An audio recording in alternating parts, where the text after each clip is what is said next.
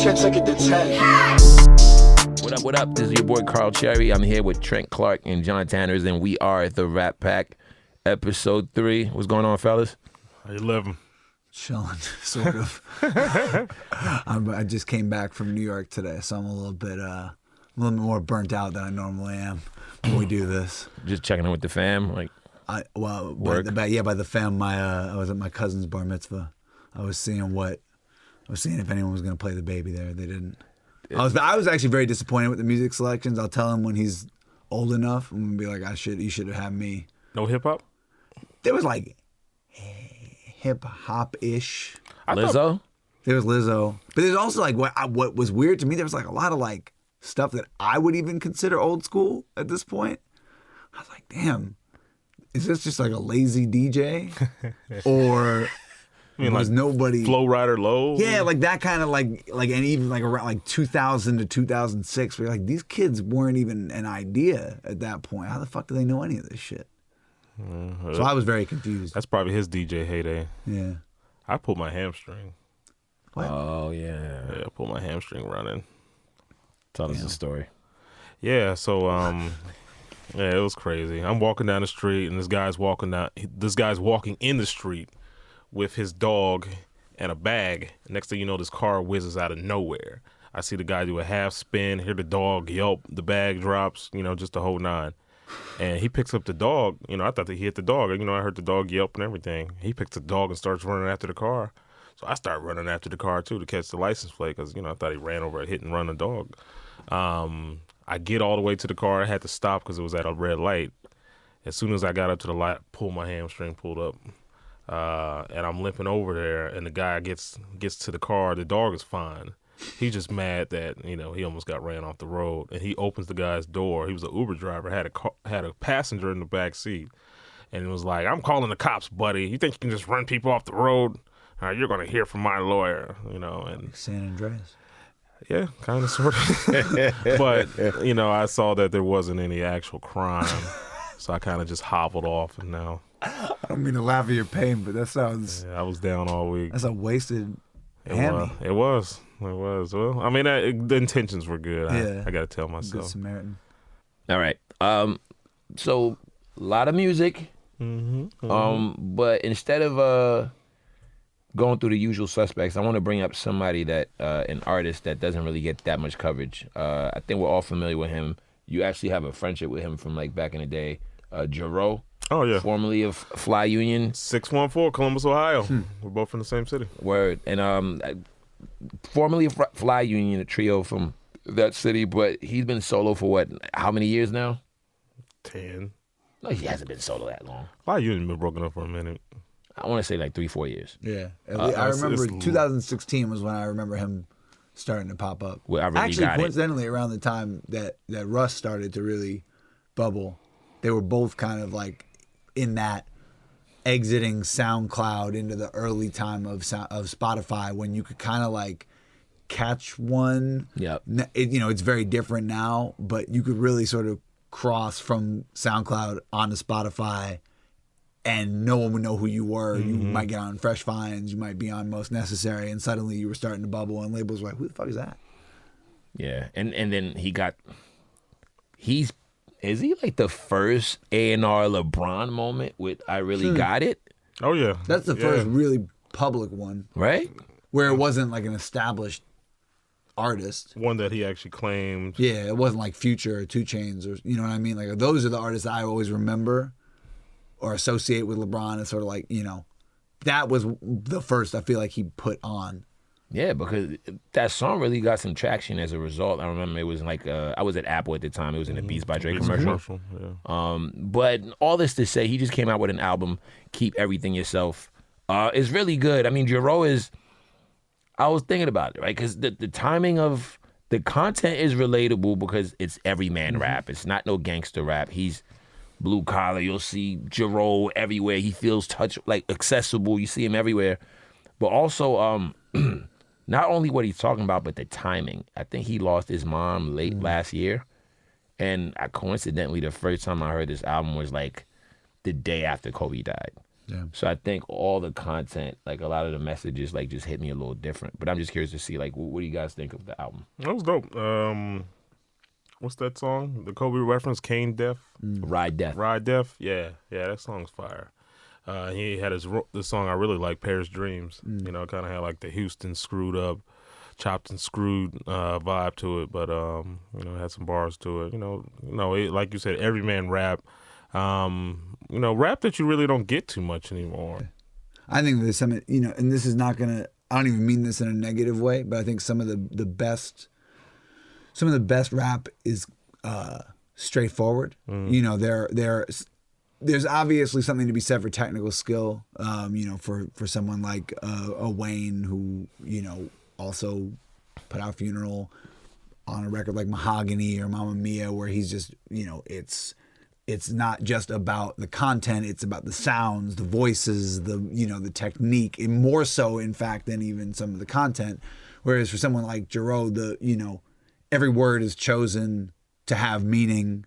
Every song is meant to be constructed to have a kind of depth to it. It's not about wowing you with a sort of, you know, overwhelming technique. It's about some kind of honest resonance. I mean, that was my takeaway from the album, is the sort of you know, a level of honesty. And I think also when you're, you know, when you are coming from an everyman perspective, when you're not necessarily, you know, you've had this brush with fame, you've had a brush with, you know, one of the most famous athletes in the world putting your music on, and seen what that means and what it also doesn't necessarily mean for your career. I think that there's a humility to the album that was kind of impressive to me, because it just felt like it was reflective of a life lived by an average dude, not necessarily like aspirational even. Actually, to be honest, you know, there wasn't a whole lot of flossing. There wasn't a whole lot of you know, references to you know, the friendship with LeBron. You know, I think he might have came up on one song in the same line as the Kobe line. But yeah, it's,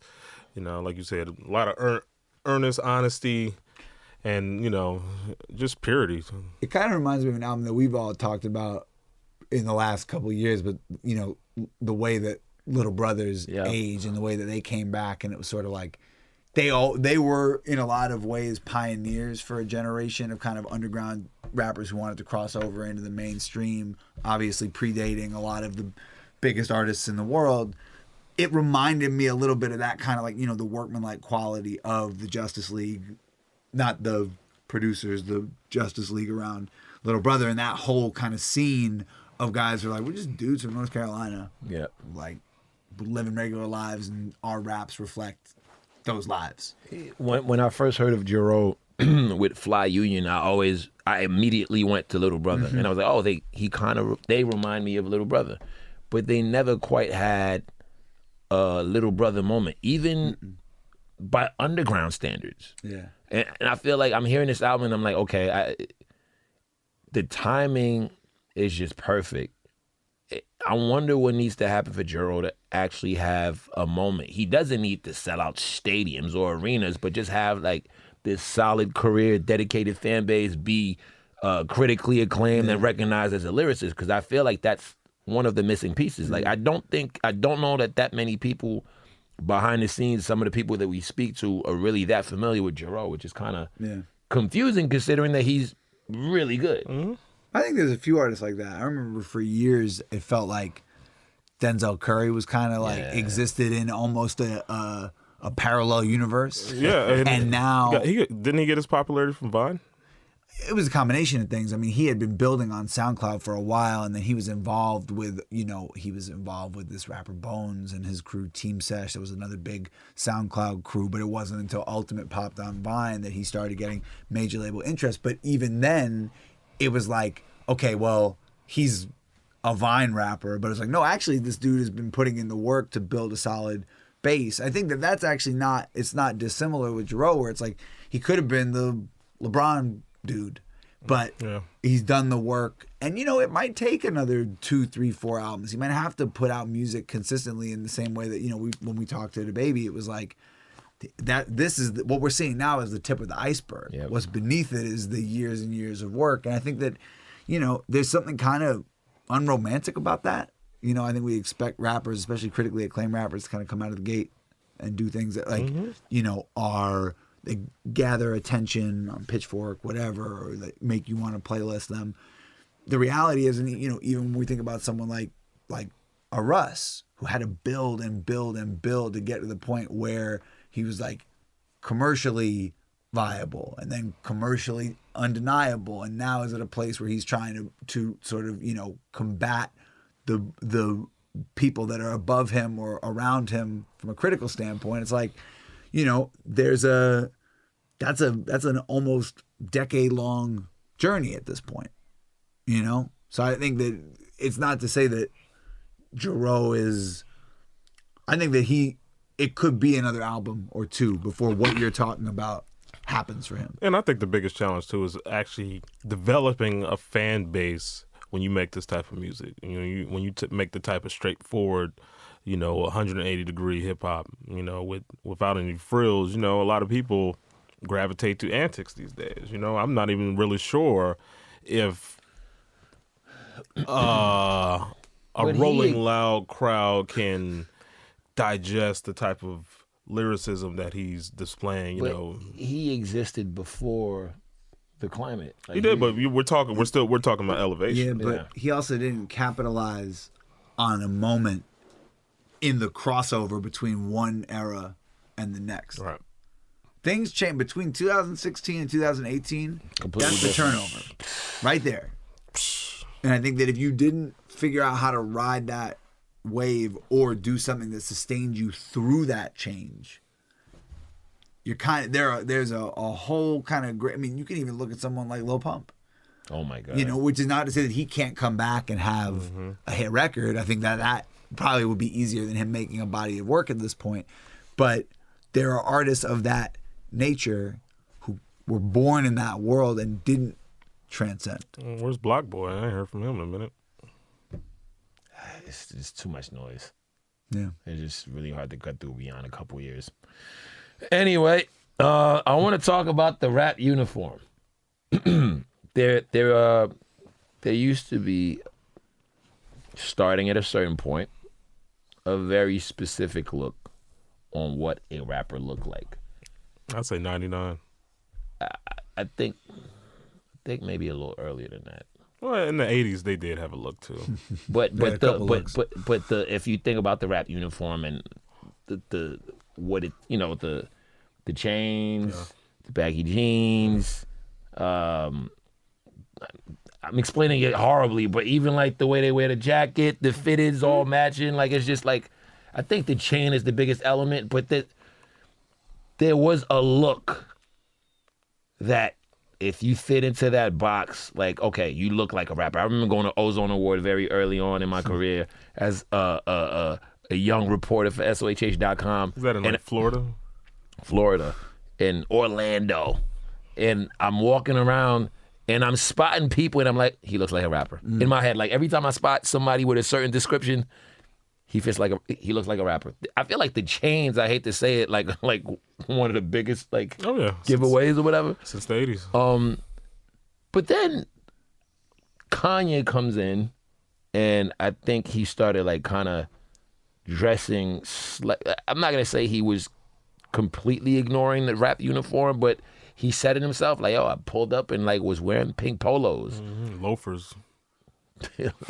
Well, I think I might be, I think I need to give maybe a little bit more credit to Andre, right? No, but no one followed him. No one followed him. And they even Outkast made fun of that. First there was some pimps, then there was some aliens. It was like it wasn't about pimp trick gangsta click. It wasn't about like, that almost felt like, how far can we push things? Not, this is our everyday fashion. I think also a part of it is when you think about like the cultures that were intertwined between basketball and hip hop in the late 90s. You had slam. Slam to me is like that was the ultimate collision of two worlds that were actually related. To me as a kid growing up, reading slam, watching ESPN, watching the NBA, watching players like Allen Iverson, there was no difference between rap and basketball. You had the the shiny suit era. But really, there's kind of a continuous, and especially growing up in New York, there's kind of a continuous thing that you see from like the Wu-Tang era, what, even Public Enemy, what the hats Chuck D would wear, where there's this kind of like starter jackets interaction between sports and hip hop that was always kind of, if it wasn't direct, Ice Cube wearing the Raiders hat, that was more of a fashion statement than it was necessarily to say like, I'm a Raiders fan. Yeah, exactly.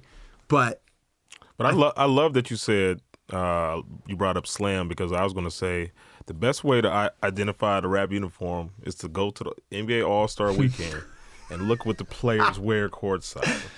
When there's a slam dunk competition, think about 2000s. The motherfuckers was all baggied out. Yeah. I just watched the Vince Carter one when Jay-Z switched up the butt. Everybody's with button ups, and Shaq got on fucking hard bottoms. Even beyond that, I remember I was listening to a podcast about when David Stern passed, about the controversy when they instituted the dress code. And in the beginning, it was seen as this kind of racially coded thing that then the players took and kind of flipped it on its head. So now you have all of these players like the Russell Westbrooks of the world, like the James Hardens, the Giannis's, who turn the dress code around, and then you see artists like a Young Thug who are dressing. Obviously, I don't think Russell Westbrook's not showing up in some of the things that Young Thug will wear, but there are the ways that Cam rappers Newton dress.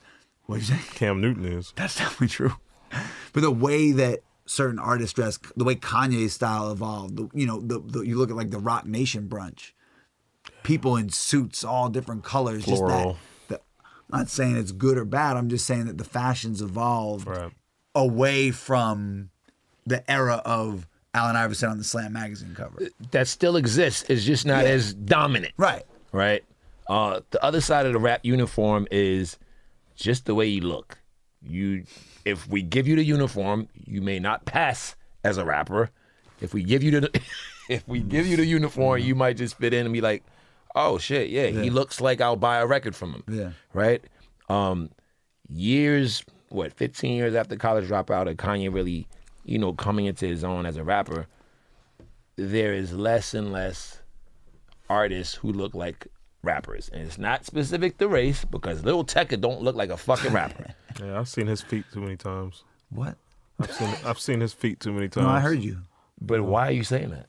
And why have you seen his feet? Because he'd be barefoot. That's his, he Jay Electronica was poolside. barefoot too, And I'm just saying, like his That's a little rapper. when I think Lil Tecca, I think it's a kid at the water park. That's I've always seen swimming trunks, and that's it. I've What? never seen him in swimming trunks. Yeah, we just not watching that's his rap uniform. I just know that Lil Tecca just Yeah. slides into his kitchen and starts like goofily rapping along to his unreleased song, but I can't think of. I've never seen his feet. Oh, you see it on the ransom video. He's sitting Indian style, right in front of your face. I gotta go back. No, you don't. I gotta go back to see what you're talking about. In any event, as I said, Tecca, others like him, they just don't look like rappers, right? There's nothing wrong with it because it's acceptable. It doesn't prevent you from being successful. But I do think that some of these artists wouldn't have even gotten signed based on the way they look in the era where the rap uniform was like a thing. Case in point, Jack Harlow, the rapper who signed to DJ Drama's Generation Now, shout out to Drum. He flat out looks like Napoleon Dynamite.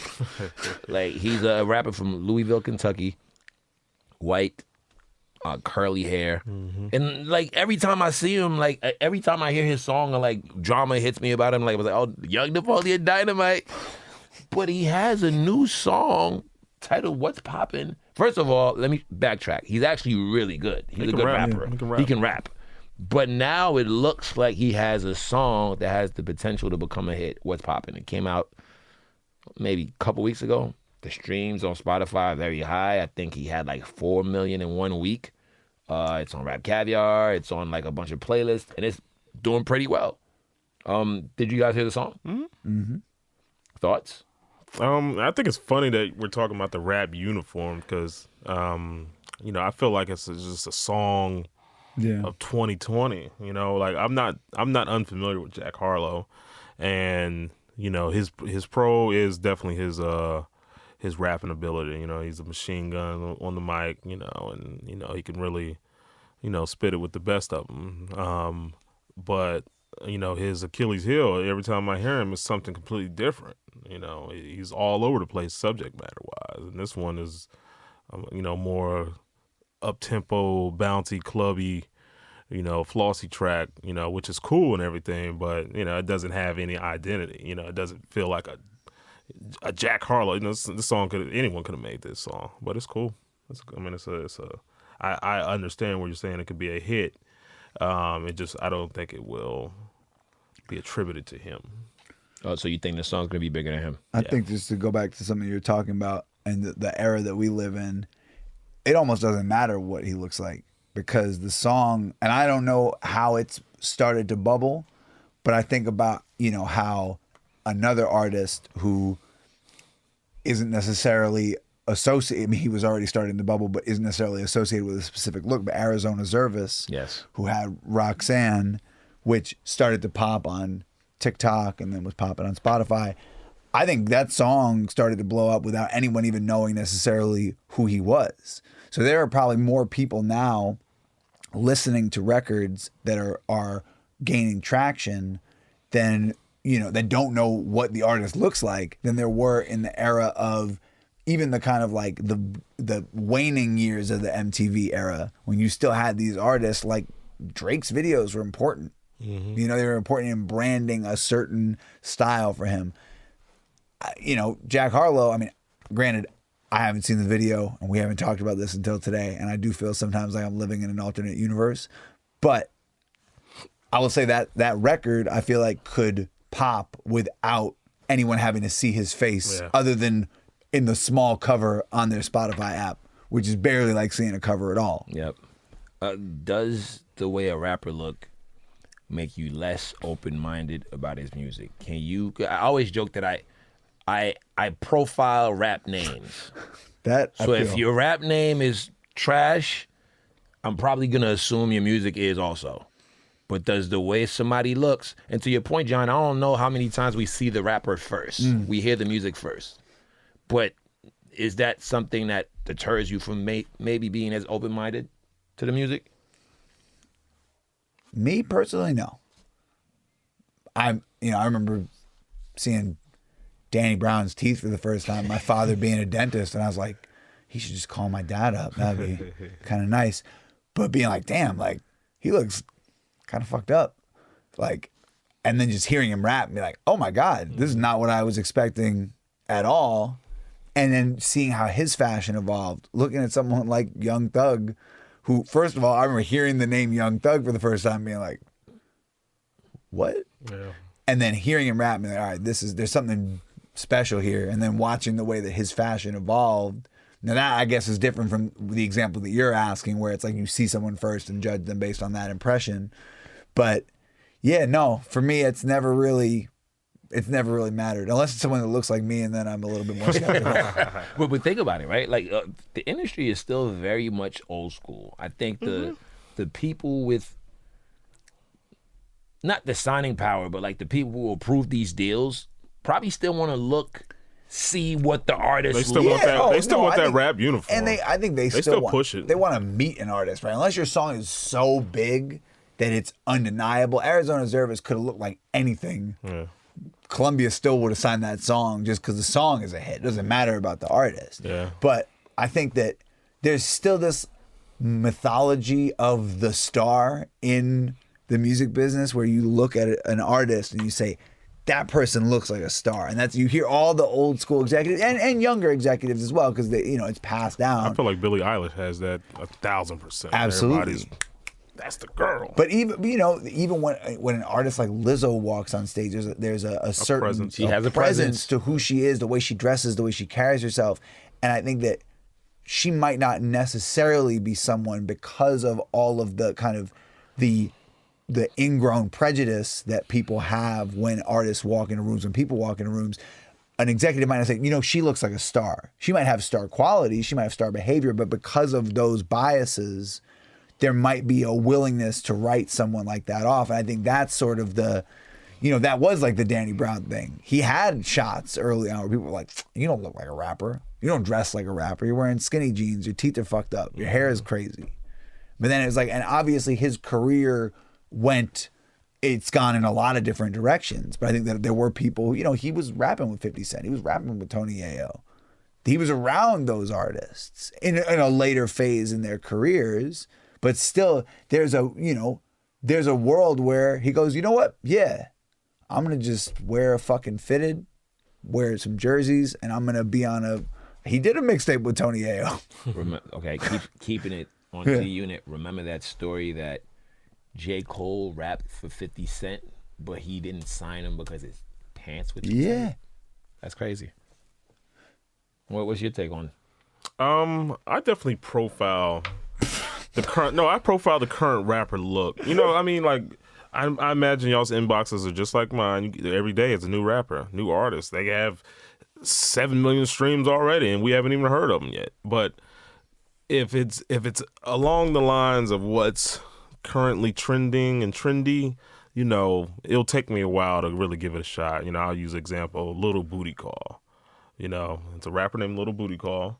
So that's automatic, like, what the fuck, you know, it's your name. But then you see him, you know, he's got the colored dreads. That's the new rap uniform. Yeah. Look like Uzi. Yeah, exactly. Yeah. Exactly. And I'm like, what are you, like, we don't even need you. You know, Uzi's making dope music. Young Thug is very consistent. We don't need anyone to hop on particular waves. So I profile in that sense. I'm gonna try and sum it up like as briefly as possible, but tatted up, face tats, long hair, not necessarily dreads, but long hair, Styrofoam cup, you know who birthed all of Gucci that. sandals, Yeah. But you know who birthed that? Gucci flip flops. Wow. All right, who's the best dress rapper of all time? It's not Kanye. I never thought that he was that well dressed, even though he was telling us that he's the best dressed rapper of all time. Puff doesn't count? Yeah, he counts. I don't know. He has some goofy outfits. Puff? Occasionally. But he's fly though. Yeah, definitely. I think he's natural. I think Jay has evolved into one of the better dressed rappers. But he's never before. Definitely in the beginning was a little. I mean,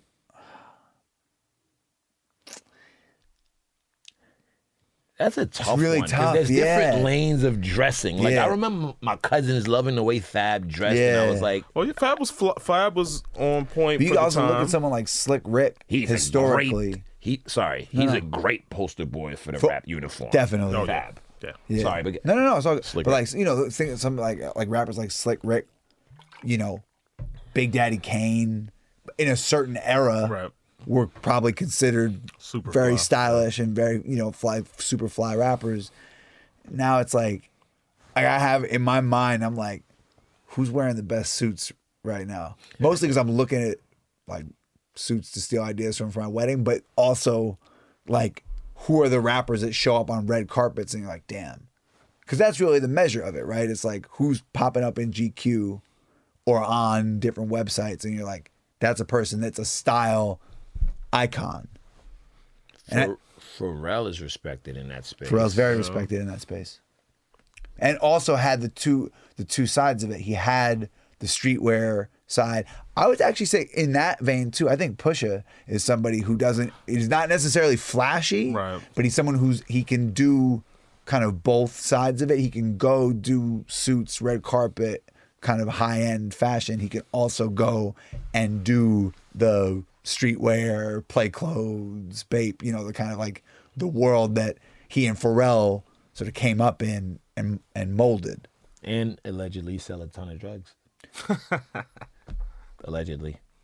I always used to think all the hipsters at the clip show were there to buy coke. Anyway, not you, John. I'm just generalizing. I appreciate that. Thank you. That's the last time y'all listened till the casket drops. 2009.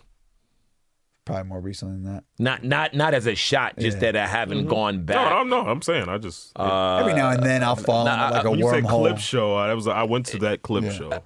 I think I've listened to a few randomly I'm Good and Popular Demand and Doorman. Love that record. Kind of a big deal. All the singles, I guess. Yeah. Might have to get in the car and listen to that. I think I am. Anyway. Wait, I mean, we should probably like do an intro. There's not gonna be like a real intro. We're just gonna go right. The Like, suspense all right. is killing me. Because I was about to just go hard for no reason. All right, so this is an unusual. I'm proud of y'all too. You don't have to like clear this. Or your sponsor. No, we don't. I This mean, is you just gave us a headache just now full- thinking fully- about it. Like, no, we're what? not doing Because it. when you fully deal with independent. weird corporate shit, it's like Well, this is fully- independent. Yeah. hard. See, I'm doing what Russ do. Like Hard. what- So you got this your is- TuneCore. This is TuneCore. This is hard. That's hard. That's hard. Yeah. Yeah. What my fault, bro? Because Yeah, like, it gave me a fucking steroid shot on my fucking ass to like. That's what they give you as a singer to Yeah. fix your voice. Because I was doing rehearsals today. Otherwise, my shit would have just been done. Yeah. So like, I'm a little, You're good. Looney Tune. But what was your name again? What was your name again? I'm John. This is the way to start Trent. it. I'm John. John. Yeah. Okay, cool. No, I'm good. And I'm Carl. No, you, CC Chanel.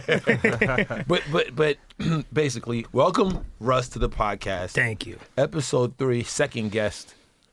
Second guess. Second guest. Yeah. Fire. Yeah. I really should. Okay. Yeah. You know, Say We it. tried. No, in fairness, we tried to get me to be the first one. We did. We did talk First about one was that. the baby, though, Yeah, right? the baby. Yeah. Debate. I said it in another interview, but I don't know how you don't like the baby. I don't get it. That's true. Yeah, it's pretty hard. He's Keanu Reeves. That is an interesting Does analogy. anyone not like Keanu I Reeves? feel like once You upon a said that. time, What people was it didn't. Elliot Radar? Wilson. Right, That's Radar. my opinion. Do you not like Keanu Reeves? No, I like Keanu Reeves. I would put the baby on a little bit higher echelon. I would too. You think the Yeah, baby I'm not, has I'm a not, matrix? I'm not talking about like real specifics. I'm just saying. You see how like no one dislikes Keanu. But Very likable. I'm just Keanu talking about Reeves real is- basic level. Keanu Reeves gets criticized for his acting chops. Yes. I feel Does he? like that was Well, he does early in the on. movies. Now I don't feel like 90s? anyone really. After the Matrix, yeah, he's like after the bulletproof. Matrix was over. Yeah. He's just about awesome. to do Bill and Ted next. Are you serious? Yeah. Reboot? Kid Cudi's in it. Oh wow. That's hard. When you gonna start acting? I got like what was crazy is I got him like it was a hilarious thing.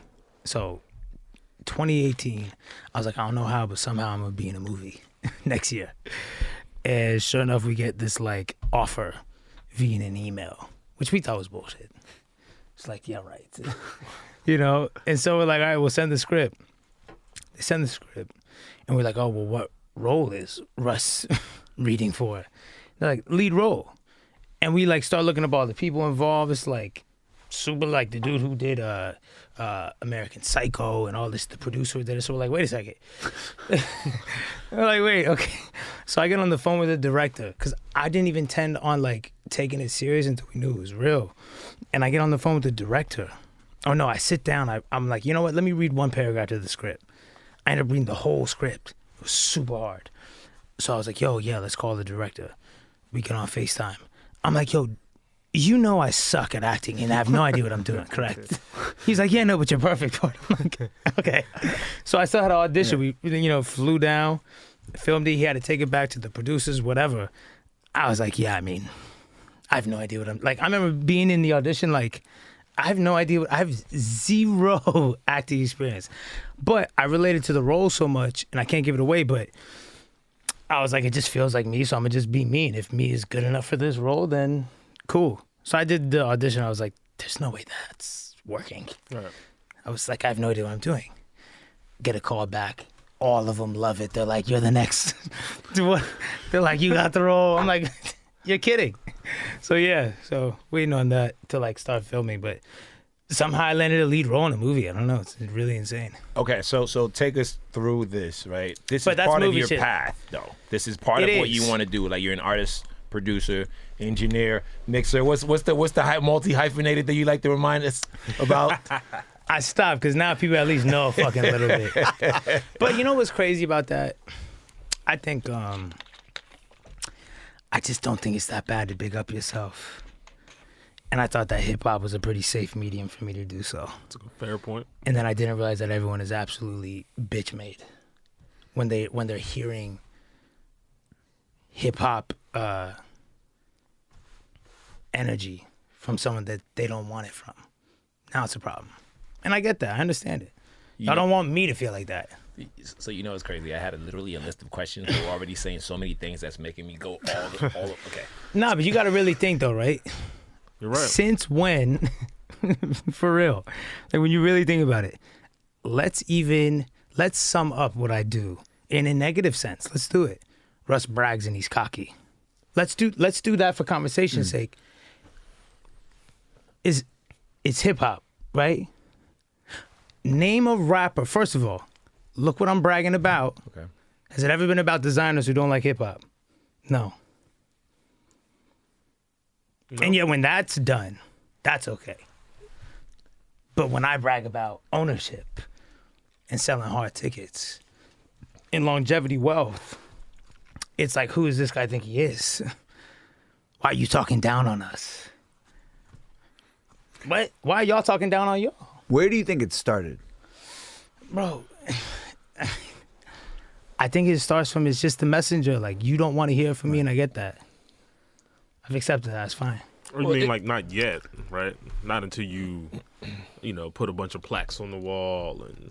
I have more plaques than people who talk more shit to me who don't get as much flack. No, I'm talking about when it started. Let's take it back though. Remember, as a fan of hip hop, I like braggadocio, right? That's what I like about you. That's what I like about Tory Lanez, right? I like people being boastful. I like when people talk their shit and back it up, right? Right. I remember having conversations when Kanye West first came out, and people did not like how cocky Kanye was. Right. So you're not the first. I think maybe it's like the extreme. I'm definitely Maybe it's the like. Man, I'm wondering if it's about the bragging right or if it's about the approach, the delivery. Remember, like remember Kanye doesn't win an award, right? Like if I lose an award, the award show loses credibility. I was like, yes, yes. Yeah, but you know incredible. why? Like what I understand though too with people is that, well, first of all, Russ talk like, because I've seen this comment. Russ talks like he's Kanye, but you don't have the Kanye stats. I'm like, well, for you, that's a loser mentality. You don't realize that Kanye felt like Kanye before he had the accolades too. So you're an idiot. That's why you won't win. It's because you think that you get success and then you get confident. Right. No, you're confident. That's why you get the success. So I mean, you gotta understand, it's a lot of losers talking for real. Like not in like mentality wise.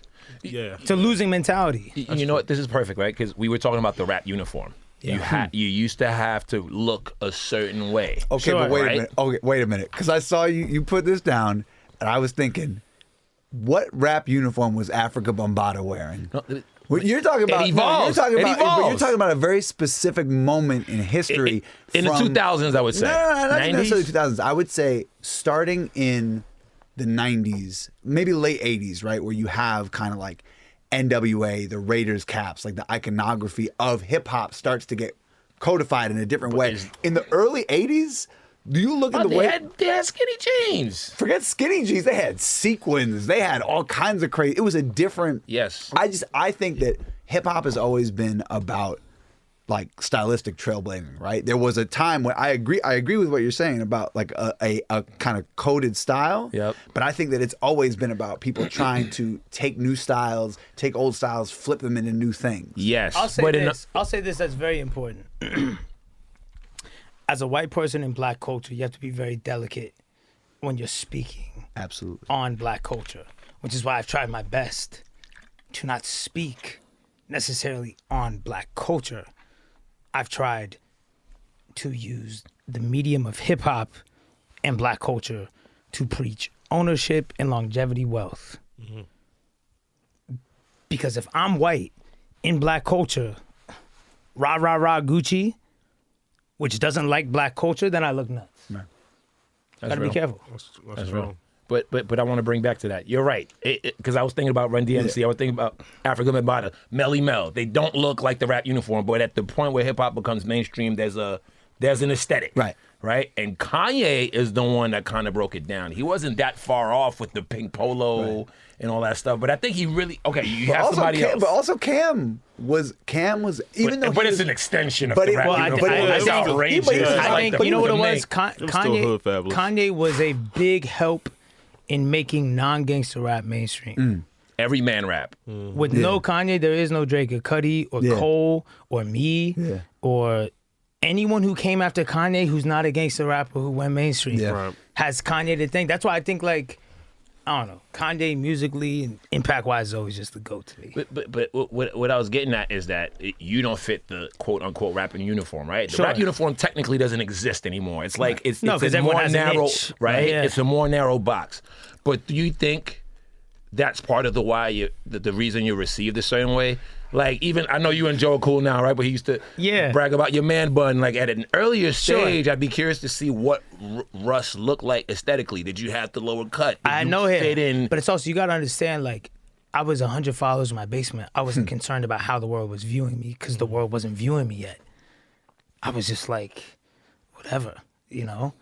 And at the end of the day, I understand people's gripes because, like I said, I'm white in black culture. Like, we can just call it what it is. I swear I didn't know what you were when you came Yeah, out. but it doesn't. Yeah, but you know it's not black. You feel me? And that's just what it is. And I've always said, like, that is how black culture should respond to white people coming into it. Because historically, white people see something that black culture has, whether it's hairstyles or whether it's this or whatever it is, they see it, they take it, they steal it, and then chastise black culture against it, even though it was theirs to start with. So you should have your eyebrows raised if you're black culture and you see white people taking an interest to it, because it's like, really? You can't give us this?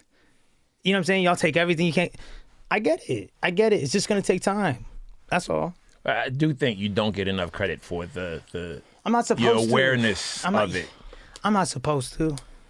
But I'm not supposed to. Maybe it's an unspoken thing because I'll feel tell you like, why I'm not supposed to. From Why? black culture, the eyebrows should be raised. It's that simple. I get it. Here's what I'll say. So I get it. My thing is just call it both ways. Meaning, at least accept the message, like or see the message, and at least understand that I'm not coming in making a mockery of the negative stereotypes of black culture that can hold back you. Because when y'all walk into a building, they think you're this rapper they saw on TV or whatever. At least I'm not feeding into that. But you got people in the culture doing that. So at least acknowledge that. But if you're skeptical, you're supposed to be. Historically, you should be. That's real. I think we'll always be skeptical. I think I was more referring to, maybe it's more of an inside conversation, but be that. Like, we'll refer to certain people that's in the culture, white people, like Andrew Barber. Perfect example from Fake Short Drive. Yeah. Like, he blends in a way that is not noticeable. We're like, well, he's one of us. That's also possible. It's more rare, but that's something that... Well, that's what I'm trying to accomplish with the music, because I do just feel like when it comes down to it, what I pride myself on is I feel like I do hip-hop justice more than 99% of people. Because sonically speaking, I feel like I'm keeping the essence of it alive, you know? Like, I got Benny the Butcher on my album. I have to do that. Yeah. I could have done this pop collab or whatever. I got Devin the Dude. Like, and I didn't do that for y'all. Yeah. I did that for me, but I should let y'all know where I'm at. Yeah. You know? Like, I'm keeping it alive. Like, ownership and freedom, that's what hip-hop was about. And y'all champion rappers who post Instagram clips that the whole point of the clip is how much money you gave to a designer who doesn't like black people. It's just so bizarre to me. But then I get all the flack for saying, we get it, bro. You sold 13,000 tickets. It's like, wait a second. You're annoyed about me trying to put money in y'all's pockets and more pleased with a rapper funding a company who doesn't like black people. What the fuck are y'all talking about? What are y'all talking about? Like, y'all are backwards. It's hyenas. The culture eats itself. That's the reality. And no one wants to talk about that. The reality is the culture eats itself. Because as long as it's from the culture, then we'll champion it. Even if it is self-destructive. And it's sad, but I learned to just accept it and wait. I'll wait, because I'll be here in 10 years. Everyone will come around. But you don't feel like perception around you changed for the better? It is. For sure. Right? Nah, for sure. I want to say that too. It's definitely the tape. That's what I mean by waning. The tables have turned. They're starting to turn. But that's because it's time. If I would have came and been gone after my first album, everyone would have been like, cool, big deal. It's about time. You can't just have a good rookie season. Like, you got to be nice for 10 years. And then it's like, all right, yeah, we didn't really like him, but can't lie. Dude's nice, been nice, 10 years. So I know 20, 30 people will be like, oh shit, all right, I get it. Not to make the obvious parallel with Eminem, but I think it was the same thing. It was stages of acceptance. Like, you do one thing, oh shit, and like next thing you know, you turn around and it's like, wait, this guy's been fired the whole time. Yeah. Well, because Eminem did the thing that I feel like should be the number one requirement, is make dope hip hop. Mm-hmm. Consistently for a long time. But the one thing, and this is something I wanted to ask you, do you think it has something to do, because Eminem came in the door with Dre, one of the biggest cosigns you could possibly have. Come on. But beyond the cosigns, do you think if you had come from New York or LA or out of Chicago, even out of a different city, that it would have been different? I came from Atlanta. Right. You came That from... is New York in 2020. Nah, but from the sense of like what the scene around you could have been. Yeah, I mean, you know look, what I mean? bro, the cosign is a real thing. At the end of the day, if I came into the game, right, and my first album was, if before you saw my first album, you heard a Funk Flex freestyle, right, and a picture of Jay-Z right, with his arm around me, everyone would have a different perception. But that's how you know everyone doesn't move off of reality. They move off of how it looks. And so I know it's cheap, bro. It is what it is. Like, I post one picture with Jay-Z, people are like, yeah, you know what? The bars are hard. It's like, yeah, because y'all are sheep. That's why you're the two, we're the ones, and that's what it is. Yeah. It's that simple. Do you feel like you lose fans when you use terms like sheep and no, because my fans aren't sheep because they like me.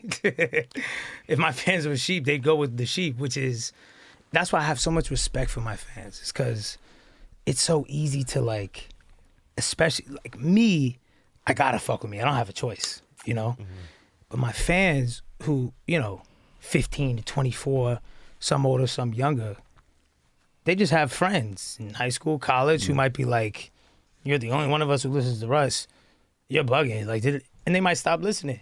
So if you still listen to me amongst peer pressure, I'm fucking with you. For sure. So my fans don't get annoyed when I say sheep because they don't feel like I'm talking about them, because I'm not at all. I'm talking about people who, I've been getting hit the past couple of days because the album's out, of just so many new fans of like, man, didn't give you a chance, saw all the negative shit, actually played the album, it was fire. And it's like, yeah, but like, you have a mortgage, bro. Like, you shouldn't be that impressionable. No, but I'm saying, like, you're a full grown ass man with a goatee, a mortgage, real life shit going on, and you let 15-year-old kids on Twitter stop you from good music. I mean, thank you for being a fan, but you're a bozo. Wait, so did you? Did you? Isn't that bozo? No. I was That's like, insane. The way you said that was so wildly specific. I felt like there was one person who came out of the ether of Twitter. It's archetype. I listened to the last Joe Budden episode where Joe's playing Guess What, right? Someone told me, but I didn't hear it. And Maul keeps reacting every couple bars like, that's Russ? Russ be talking fly shit like that? Yeah, but that's what I'm saying. It's like, I don't know. I just think it's it lacks journalistic integrity if you're someone like that. All right, I'm glad you said journalistic integrity. No, it does, because I'll tell you why. If your sole job is to report on music, and I would assume this goes without saying, somewhat accurately, like informed, you shouldn't be listening to Guess What surprised of like bars. That just means that you're uninformed on me, which that's fine. You can act surprised, but not for someone who's had an opinion on my music. How are you, like, you're a journalist. You're not just Joe Schmo on the street. You're a journalist. You're supposed to hold yourself to some sort of integrity and some sort of like, before I speak on what I'm about to speak on, I should be informed. So the fact, if he was saying that, I don't know if he was saying that. It's just, it's cool. I appreciate that, but it also just shows his lack of journalistic integrity to not do the homework on a culture and a genre that you're supposed to be very well informed on. Where do you think the relationship between cultural critics and hip hop is going? Because I think you mentioned journalists integrity, right? Maul's not a journalist. He's a personality. He's a podcast host or whatever. So Yeah, but still, it's but not you the gotta look same at- thing. Similar principles, similar. Nah, but you got to role. look at the media. Yeah, of course. Yes. You got to look at the end of the day, you are a journalist because you know him for anything else No. other than okay, and neither does anyone Well, else. as an actual journalist, I'm going to say he's not. I feel you, but at the end of the day, if he's coming through the same vessel as y'all, and certainly not the same vessel through me, he gets grouped with y'all. This is true. That's the fact. It's like no, the that's blog a stuff. It's like that's the blog a fact. stuff. Yeah, Like it's that's like a the fact. blog. However you want to slice it, Yeah. he's him, the journalist. That's what it is. Whether he put in the work you did, has the resume, it doesn't matter. That's the vessel he's coming through is y'all's vessel. Yeah. It's a good So point. he should be held to the same standard. All right. So, But say that question again. yeah. So, Cultural critics. right. What's the relationship? Where is it heading? Cultural critics Yeah. and hip hop. Because what's happening, right, is Yeah. anytime someone credible has a constructive opinion Yeah. or any type of feedback that's not positive on Yeah. artists, Yeah. a lot of them get upset. On the flip side, you have anonymous people on Twitter that just have a license to just slander and they Sure. just take it as it Sure. comes with the territory. That's And fine make the because shit it's some trend. random, Joe Blow on the internet. So where's it heading? Because we don't have authorities per se. I know, like There's no checks and balances. there's none. Well, I think like it goes back to the journalistic integrity. It's very concerning when you have professional. I'm not talking about Mo. This is now a general thing, Yeah. but it's concerning when you have people who are supposed to operate as some sort of checks and balances. The ones who have platforms like these and podcasts or whatever. People of the culture with platforms speaking on it. It's sad when you can tell that they've been influenced by 15-year-olds, which is social media. And it's, I get it. I get it. That like I'm a fan too. And I'm a consumer too. So there's artists that I've heard 38 seconds of their entire catalog. And you might catch me in a conversation like, nah, he's trash. So I get it. But then I catch myself and I'm like, but you know what? I'm an artist. I can say that. Y'all are supposed to be informed and supposed to do research. Y'all should not be listening to 38 seconds of a catalog and commenting on it. Yeah. This is true. It's your job to be more informed. I can say that. You feel me? But I think at the end of the day, artists are sensitive about their shit, so they're going to get pissed off when they see negative shit. But I think if it comes from someone that I respect, like I respect Joe Budden, I respect his taste. I respect that podcast. Like I like that they just say how they feel. I like DJ Booth.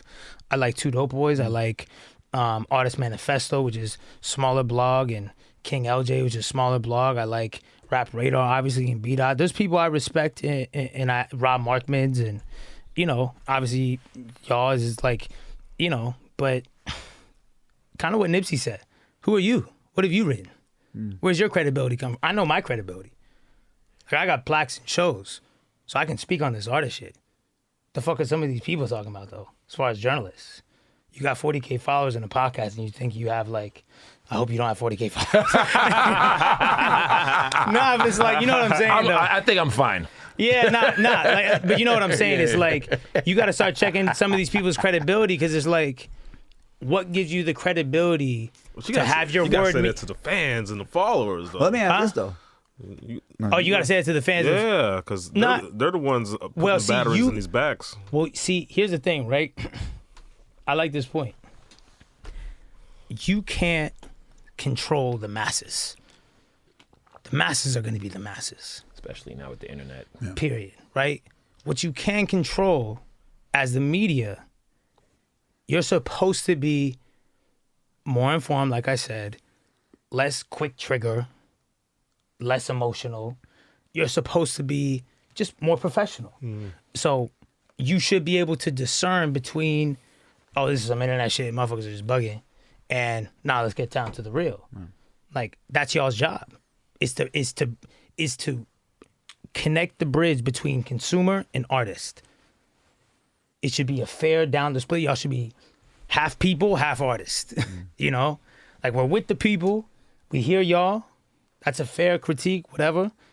But like, we're also not 15 and fucking Joe Blow, middle of cornfields, like talking out of our ass. There's supposed to be a happy medium. That's the media. The media is supposed to be the happy medium. So, But there's a parallel between that and artists. Like the internet just gave everyone the opportunity to just do what the fuck they want. Like self-proclaimed, no resume, no stripes, nothing. This is what I do. Yeah. I'm a journalist, self-proclaimed in my bio, so it counts. Right. Same as artists. Not all of them have the credibility, to your earlier point, 100%. or the chops to actually make music that's Sure. meaningful. But now if they go put out a song and it works, they put out an album, it works. Right. Then you can't tell them that they're not credible. Just like if you're like I claim ignorance when I'm ignorant. What's the pinnacle of journalism? Like today or of all? Not like not Lincoln Bio, but like what's something that like every journalist would be like, man, I would love to have that. New York Times. New York Times article. Yeah. But like you do a write up in New York Times. Like if you had a byline in the New York Times like that, like there are certain things that are still considered like winning a Grammy or something like that, where it's like you know, or I guess from an award standpoint, it's like if you win a Pulitzer. That's that's the pinnacle, like right? the Oscar. I think it's more complicated than that if we stick to his definition, which loops in bloggers, actual writers, journalists. But for conversation's sake, let's use New York Times. And so if a journalist says he's a journalist but isn't really a journalist, but gets New York Times, you can't be Which mad. he won't. No. Yeah. But there are a lot of But you see what I'm saying? Then you can't be mad that if he feels like he's professional. But I think also what it is now, I mean, maybe not with the Times as much, but there is a lot of criticism now about the kinds of writers, and also I guess holds true of artists, but the kinds of writers that pass through into popularity, right? Yeah. Where it's like there are, and I think this is a kind of an interesting conversation when you look at what the source once was, right? Where it was it was considered an authority, and I don't know that any publication at this point, because even there's no authority. But I don't know to question kind of where the way you're getting at it, like how could somebody be raised back to that level of authority? I think what I think, because I think the media needs to make more off the wall claims. I think I'll tell you why.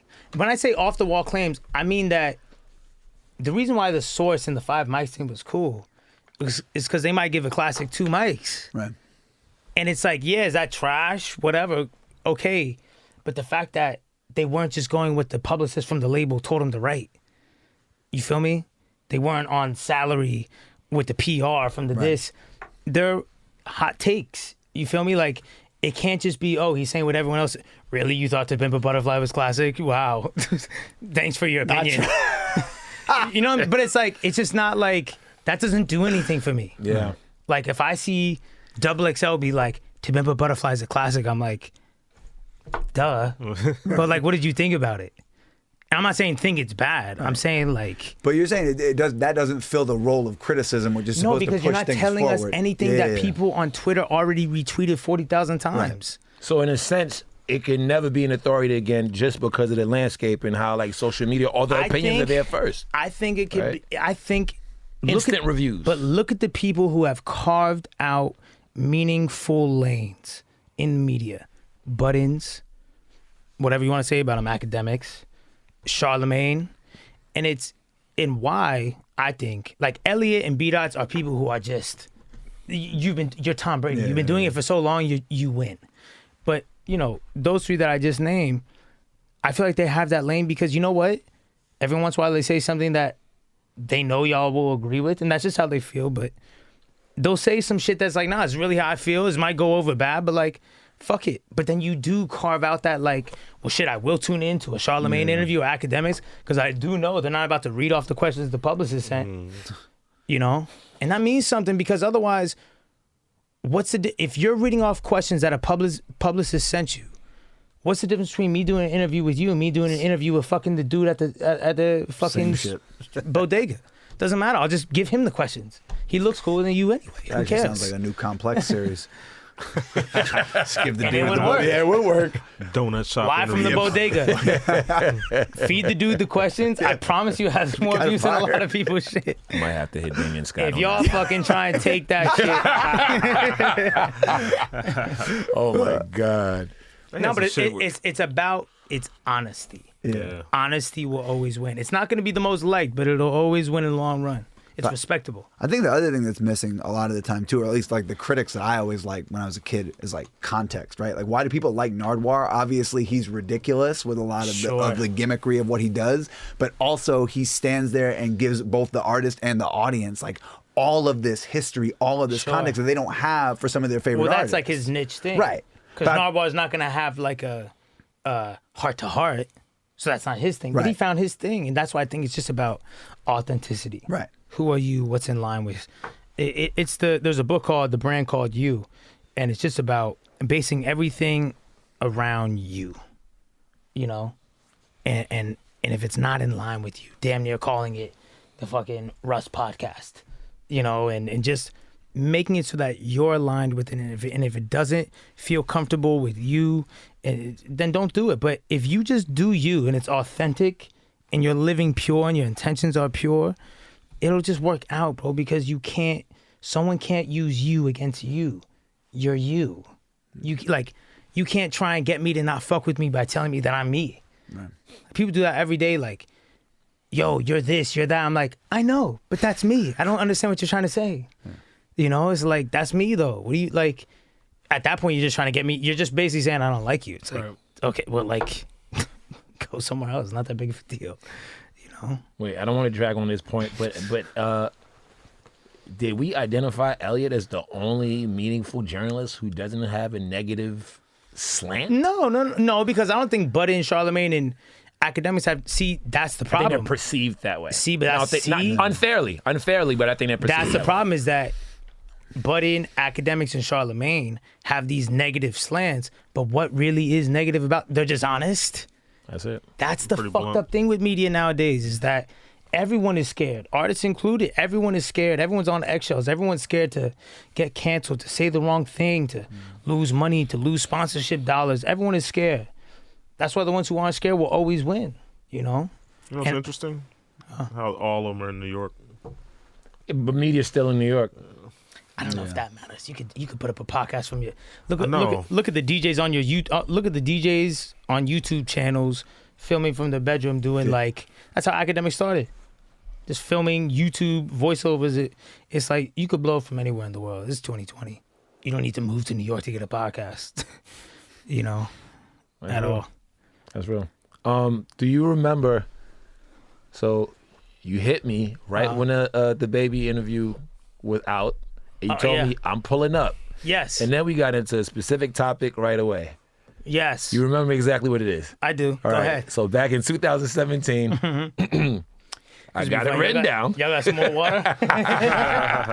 In 2017, at Day and Night, you wore a T-shirt that said, read, how much Xans and lean do you have to do before you realize you're a fucking loser? And you doubled down on it on Twitter. Yo, but honestly, is that not funny? That's hilarious. I think that's hilarious. It's funnier It's not, now than sad at the same time, but funnier now. No, but hold on. Let's get the timeline right since everyone wants to hit me and say, this is the other pathetic thing with social media.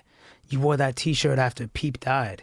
It's like, damn, bro, I hear you, but it takes 3 seconds of Googling to find that I posted that September, well before Peep died. Yep. Well before anyone really in the culture had passed from Xans or lean, you know? So, I wasn't making fun of someone's death with a T-shirt. I posted the T-shirt because I was talking to white suburban kids who have no reason to be doing Xans and lean other than you heard it in a rap song and you think it's cool. I wasn't talking to kids who have PTSD from struggled lives and shit. I wasn't like, maybe I should have said white kids, how many, then it would have been clear. But it's also like, bro, like, there's just people doing so much worse things than me. I'm trying to get motherfuckers off drugs, own shit, stop giving money to people who don't like you, sell hard tickets. Like, what are you talking about? Find a real problem with someone really poisoning the culture. You know what? You know what's crazy to me? At the end of the day, and I can go to sleep at night knowing this, I can look back at my career, if it ended today, I never poisoned the culture. I never led them down the wrong path. And I never contributed anything negative on a message standpoint. Outside of a few hiccups with altercations that I don't even want to talk about because it's dead. But that's a respect thing. But I never poisoned the culture. So I'm good with me. You mentioned some people getting the timeline wrong and assuming you did it after Pete. But what I saw and what I remember was people just criticizing your referencing of like, oh, get off the drugs, whatever, right? Obviously, rest in peace, Peep. Yeah. We also lost Mac Miller, and then later on Juice WRLD, and then Fredo Santana. Fredo Santana. So then everyone decided like, oh, we need to get off drugs. And what did you say to me, which I thought was hilarious? What did I say to you? But it's true, because I said it's just funny because I saw. You said you're owed apologies. You said that. Don't put me on. Nah, I'm going down. We're going down together. Hey, listen. If I said it, I said it. We had 3 episodes. That was good. We made it longer than most. But I think I agree with you. Yeah, I said 98%. Oh, I said so. Yeah, you're right. I hit you about the baby thing. You said let's set it up, whatever. And then I said, can you believe, this is quote unquote, you can get this on camera. It's real. I said, can you believe all these rappers now want to come and act like they just found out they have kids looking up to them and rapping about drugs is dumb? LOL. What a joke. I need public letters of apologies from 98% of the rap game. That's a fact. That's a fact. You got, and I will say your name, so you know, you got, I don't mean to throw under the bus. My mom is here. She's pointing at me, telling me not to say this. So. Oh, wow. It's the truth. Facts is facts. No, it's just, I'm glad a lot of these rappers, I'll say what my mom would say. I'm proud of a lot of these rappers that did come to terms with their role on the youth. You know, you see a lot of the rappers who had a problem with me going to rehab, acknowledging to their fans that that was stupid. I shouldn't have been rapping about that, and I'm trying to get help now, and I hope you guys get help too. And I genuinely am like, I'm proud of that. That's great. But at the same time, it's nice that it's convenient that we're all on board now with the message that I was telling you 3 years, almost 3 years ago. And it's sad. And then what we said, Carl. All right, I'm in this. You're in this. Your response, but it's true. No, but it is. I mean, you said they came at your neck like 2 years ago. It took them 3 overdoses, Peep, Mac, and Juice. That's real. And I said, yeah, that's the reality. I said it's very sad that, you know, it took people, like you said, 3 overdoses, not for you to realize drugs are bad. People do drugs, they know it's bad for them, whatever. It took y'all 3 overdoses to realize that you have a role in the youth. Yeah. You know, I find that concerning. And then jokingly, I said, yeah, I need public apologies, because the same ones who were crucifying me are now in rehab getting help and saying, you know, I shouldn't have been rapping about that. But prior to that, you were smiling next to Lean and selling T-shirts and telling me that I'm a loser. No, not at all. You're a loser. I hate to break it to you. I hate to break it to you, bro. I hate to break it to you. But like, if you were my best friend, and you were on some dumb shit, I'm not the best friend who's gonna be like, oh, that's cool, bro. Just like, yeah. I'm not gonna just cut you off. I'm gonna try to help you. And I will say, bro, you're like, come on, bro, you're fucking up. You're bugging. This is not you. You're a loser. This is why. This is not who you want to be. This is some loser, stupid shit. Like, get it together. Now, of course, that's gonna hurt your feelings. Of course, that's harsh. But at the end of the day, like, the intentions are positive. So do with it what you please. But you cannot, right? You can't have 2 people, one promoting drugs and substance abuse to kids, one calling that one a loser for it, and I get the flag. But I think the thing that's is crazy. No, wait, hold on, because you need to let that. You need to let that marinate. You know how insane that is. Yeah. Realistically, one person pushing substance abuse, one person being like, "You're a loser for doing that." This guy is the like, "You're a loser and you're fucked up." That should let you know the culture wants to eat itself. This is a hyena-based culture. This is sad. This is sad, bro. It's devastating. This is sad. And what's sad is there's going to be more artists that pass away, because it's just sad. It's just sad. And I'm not here to do the I told you so. Mm-hmm. It's just sad. It's just sad. But it's also just kind of insane. You know, I'm the shittiest person, and, you know, Russ is such a dickhead and asshole and all the shit he says about drugs. It's like, bro, I'm the asshole. I'm the dickhead. I'm not the one feeding you pills. What are you talking about? What are you talking about? Like I'm talking about the grown ass men pushing substance abuse to kids that when they OD, articles don't get written about them. You know, it's sad.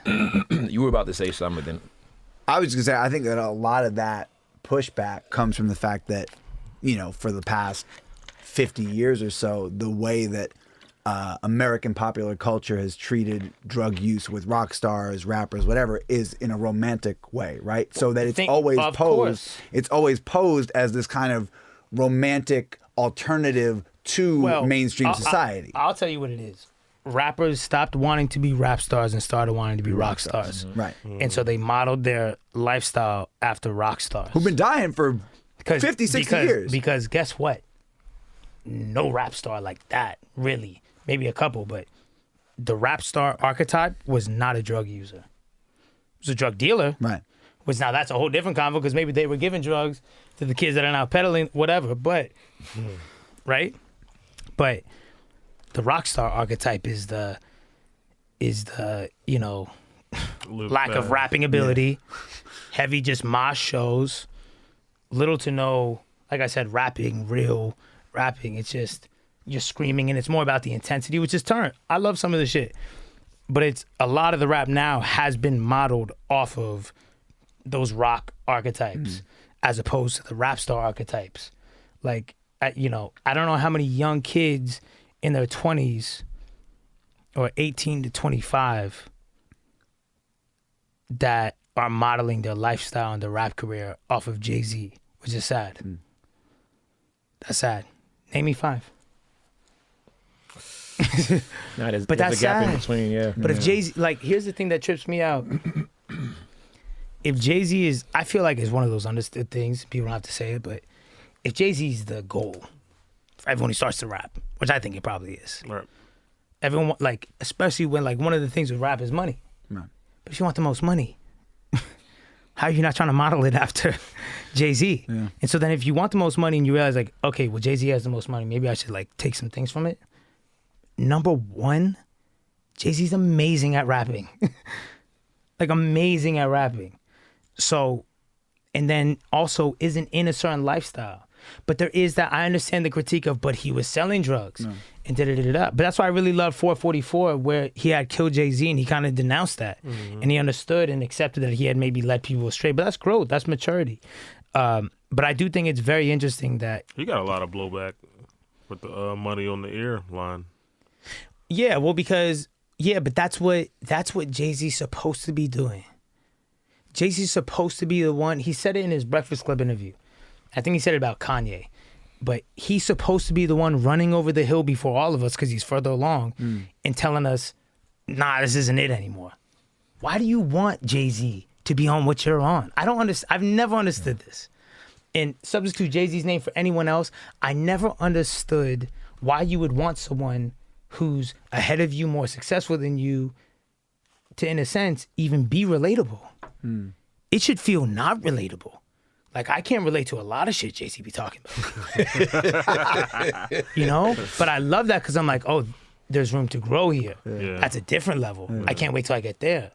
Why do you want, you know, I understand because people still want you to give struggle bars and I'm at this fucking Dunkin' Donuts or whatever the hell, you know what I'm saying? Like, you still want the struggle raps, but it's like, nah, we should all be trying to elevate. Like, I want to hear some shit that I gotta go Google. Like, what artist and painting you just say? I want some shit like that. I don't want some shit that I can relate to. It makes me feel like, oh, so you're living the same life I am? Where do I go then? You know, but to the original point, I do think it's, my thing is this, and I think a lot of the time, this gets misconstrued too. A lot of times I just want people to have a dialogue. And I think I pose a lot of like talk-worthy things that I think a lot of people are thinking about, but no one says because it's controversial, whatever the hell it is. But it's just the truth. Why is there so many? We can't even name 5 right here that look like they're modeling their career, music, or whatever off of Jay-Z. You know, that's sad. That's sad. That's sad. There's Nipsey. Yeah. There was Nipsey and there was Meek.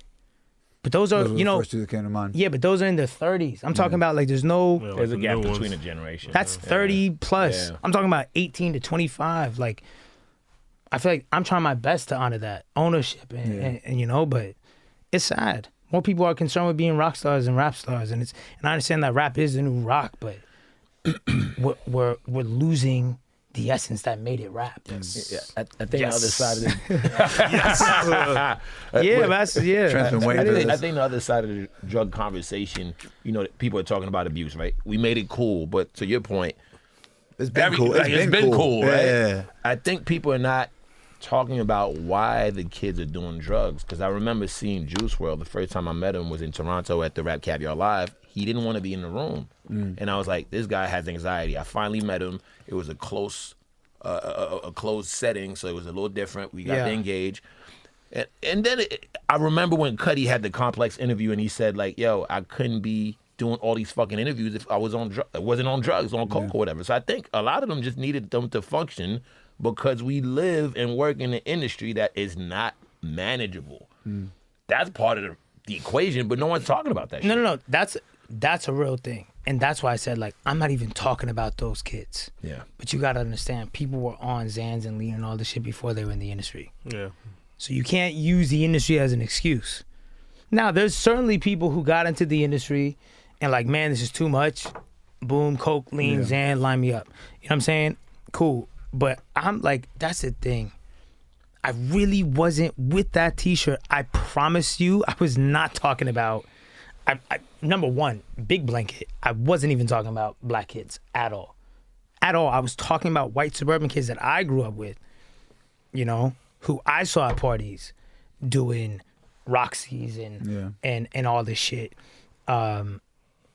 because they heard it in a song. And I'm guilty of this too. I'm guilty of wanting to try lean because I heard it in a song. And people got on me for that because they're like, but you're 19, grown-ass man. Rap song makes you want to do something. I'm like, wait a second. Pause. There's a deadline on when you can be influenced. I'm like, so wait, if you're 36 and you hear Jay-Z and it influences you to go get some money, you think that you can't be 36 and it influences you to do negative? Of course. Okay. So why is there some deadline on when I can be influenced by something? Like, once again, you just don't like that. It was like, I'm just saying the truth. At the end of the day, when the dust settles, run back my interviews. I never lied, and it was always the truth. And y'all can figure it out. Y'all can keep your tail between your legs. And motherfuckers can use me as some sort of scapegoat or whatever, but it's the truth. It's the truth. That whole drug shit is not even a sustainable lifestyle. So these rappers either A, have to get off the drugs and come clean and say, yo, I am bugging because I got all my fans now addicted. You know? Because really, what's sad, it's a legacy thing. It's a legacy. You know, a lot of these rappers, if they pass away, what are you doing to honor them? Perks and buying Pateks? You know? For real. Yeah. What are you doing to honor Nipsey? Ownership, changing your community, you know? But what are you doing to honor, how do you honor these rappers? What do they leave behind for you to honor by? It's sad, you know? It's sad because I think just while you're here, you don't know how long you have this space. So I think while you're here, I think it's important to make sure that you leave behind something that people can apply to their life for the long term. Nipsey had a long-term mentality. The marathon is the most longevity mentality ever. Kobe, Mamba mentality. You could apply it till you're 90. I just think things like that are important. But, you know, if the way we honor you is get tattoos, buy drugs, and give money to designers that don't like black people, I'm sorry. I think that's trash. That's my opinion. Word. You just mentioned Kobe. Obviously, rest in peace. We lost him a couple weeks ago, well, January 26th. And in the 48 hours after he passed, I had 5 listening sessions. And in 3 of those, there were songs referencing Kobe in rap lyrics. Already, but so they were written before. Yeah. About to say they didn't change their album around. They just so happened to have lyrics written You sure? about Because that Kobe. might have been, because you know. That's a quick turnaround. That's an easy turnaround. All right. play that- you stay in the studio, but I'm just saying to play it at a listening session. well, but here's the thing. I hear you. Go ahead. Right. I'm talking shit. One of them is simply like Lil Wayne on that song "Ball So Hard" where he said Mamba or something. Yeah, You know, no, Kobe, I'm come on. butchering it, right? My fucking breakout song had Kobe's name in it. So Right. Yeah, I get it. There's one in particular that's not out yet that was more like foreshadowing. When it comes Scary. out, when it comes out, it's gonna fuck you guys up. I remember Scary. being in the room like, did he just say that? Scary. Um, I feel like when you have no, go ahead and ask your question. yeah, no, but you know, obviously we were on a very somber note, so I wanted to lighten it up and have us like just take turns at like. Was that thinking somber? about- Somber, maybe dark. It was getting sad. Yeah, but you know what? It's reality. At points when it depends on the lens you look at. As far as when you're looking at the culture, depending on the lens you look at it through, it is sad. On one side of it, I think it's in the greatest place ever. Because I think the baby's bringing just fun and he's turned. And I think I think Roddy Ricch is a musical genius. I think the fact that hip hop just runs the Billboard charts and runs the radio is starting to, like, the Grammys are still, working on it. But just the fact that, like, hip hop is clearly, undoubtedly the number one thing in the world. I think hip hop is in a crazy place, and I think that the more people doing quality hip hop is better, because Roddy Ricch might have a fan who's like, I never listened to hip hop before until you, because the melodies. And now guess what? Now you have a new consumer in hip hop, which means more money into hip hop. So I think hip hop's in a great place in that lens. But then you look, and there's this underbelly that's like very scary, because just how everyone and their cousin raps, you have a lot of people getting a lot of money and winning on a major level, but then you have a lot of people down here in this underbelly and underworld of rap who, it's sad, bro.